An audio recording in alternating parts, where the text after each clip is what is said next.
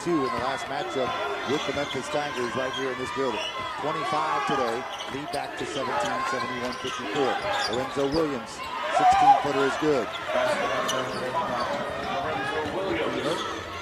To Jones in the backcourt. Jones will get it across the timeline, fouled by Foster. Looks like that's what's going to take place in these 2 minutes. These last 2 minutes may take an hour. Yes, indeed. That's the only chance Rice has now is to put Houston on the lead line with hopes that they'll miss a few and they can maybe cut into this lead.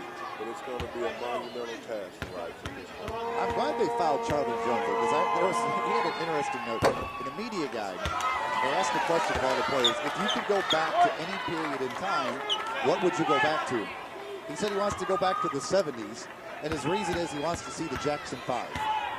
Kid doesn't look like he's old enough to remember the Jackson 5. That's why he's never had a chance to see him. He wants to go back and see him. He wants to see the Jackson 5, so he'd like to be alive in the 70s for a while. It's telling his age. He's also telling now that he made the Jackson. Jones pushing the lead to 16 at 72-56. Inside Williams, tough easy shot over Lafayette again. So it's 72-58, under 2 minutes to go now. Houston works it up. Here's to Jones. Jones picks up his dribble. Gives to Lafayette. Lafayette on the baseline to the basket. Yes, that's why I think Coach Pittman's got to get some of those guys out of the game because that's a great move by Lafayette. He hit the floor real hard. Last thing you want to happen for one of the guys to get hurt.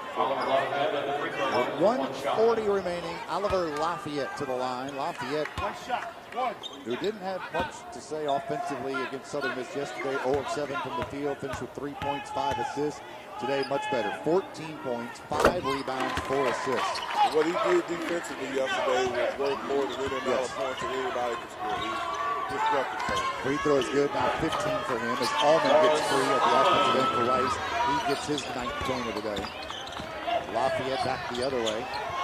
Throws it almost away. Jones saves it. No, he didn't save it. He throws it out of bounds. And he saved it on the sideline, threw it out of bounds on the baseline. 1:23 remaining. Rice with Williams letting the ball roll before he touches it, trying to save as much clock as possible. Now picks it up. Goes to Foster. Malone has not let up defensively on offense yet. Flager, a deep 3, no good. It rattles out. Lafayette, the rebound back the other way. They'll back it out. Let's see if Rice continues to foul here. Lafayette picks up his dribble, goes to Thorpe. They're not fouling yet. 1 minute to go.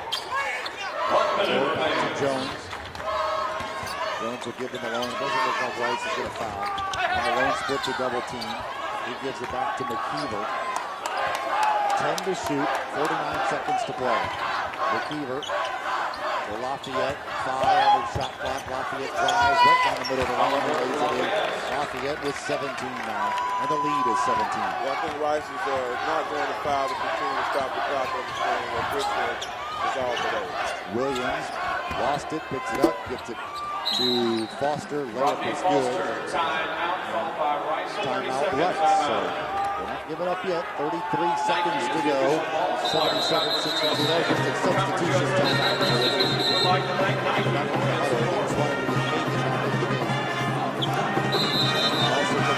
Charles Melton. This is all but over just now of getting 33 seconds off the top. See if Rice will foul here or if they'll just let Houston run this final 33 off. There's no shot clock. So it'll be the Houston Cougars and Memphis Tigers. 10:35 tomorrow morning here at FedEx Forum. Conference USA Tournament Championship to be decided. Now Houston's going to use a timeout. Timeout called by Houston, 30 seconds. I'd like to take this moment to congratulate the Tigers for winning 21 straight in a row. I would have to be on the 85-86 team when we won 20 straight. I hate to see records broken, but if you have to have it broken, I would say I don't care what level you play on. To win 21 games in a row, that's a heck of a job. My hand goes off to Coach Sal, his staff, and those players. That's a wonderful, wonderful job. They will try and make it 22 tomorrow morning against these Cougar teams. Won't be easy this season. I mean, but the guy like McKeever time, go off for 30 or 35 and keep his team in a game. Well, I'm impressed with Houston's defense. Those guys are set defensive challenges, so I'm sure they're going to give CDR and Anderson and Douglas and all those guys a battle for their money because these guys have stepped up and accepted defensive challenge against Rice. They played Memphis twice. They lost in Houston 79-69. They lost here in Memphis 77-64. And Rice will not foul. Houston will just be able to dribble out the clock here. Final 20 seconds ticking away on a Houston 15-point victory, 77-62. The Cougars going to pick up the win and move on to that championship game. That's a fast move by Rice, not the foul, to go ahead and get this game over. Final 5 seconds as McKeever dribbles it out. Real good. So tomorrow's championship game is set. The University of Memphis Tigers, the number 1 seed, and the Houston Cougars, the number 3 seed. Houston wins to 14 on the year. The Tigers will move on to that championship contest. Right now, it's the championship victory in a 16-point Morris Almond is already in the league, 11 points, but well off that season average of 27 a game and well off his tournament average of over 30 a game here as he was just 3 of 9 from the field, 1 of 5 from 3-point range, 11 points, 7 rebounds for Morris Almond. You've got to give it up to Marcus Malone, the defensive job. He scored 15 points himself. If you're guarding Morris Almond, if you want to score him, you've done something. That's it, man.